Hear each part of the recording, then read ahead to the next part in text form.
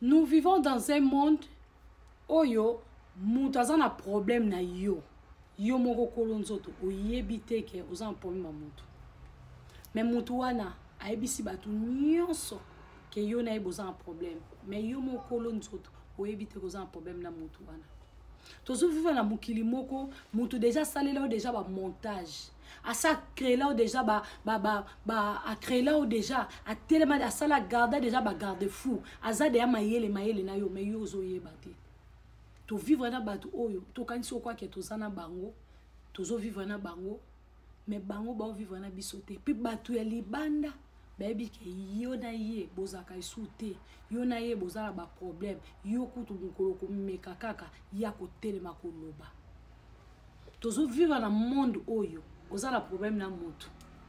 yo yebite mais yesa kine ko sona ba semeki na yo na ba bokilo na yo na ba connaissance na yo na ba partenaire na yo abeteli ba de masolo nyoso oya yo na obobeta kine so na lokuta ya kede ya ko bimisa tozo vivre na monde moko ya batu moteme se bebi bango c'est vrai que batu malamu bazali mais ya mabe wana bazali o bazo sala bazo nyokola siko yo moto za na problème nanga na miebite kwa na problème nanga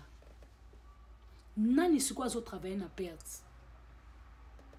et puis biso to yeba raté ke biso to na ba problème na bino po toza na makambo ebe na ba vie na biso tellement tozo focus na life na biso donc to na tenter to yeba ye azo sala bo a changer déjà bo sa bo tozo yeba te mais bino bo batali bo so ko yeba parce que mi tema bino ya malamu te bo vana na bato ya solo te.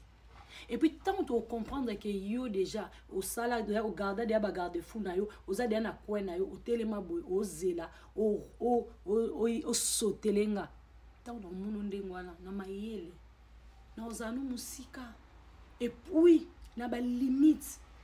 o comprendre que naza mutu ya mayele o kimona bien na propre pour na tomber na erreur te. Voilà.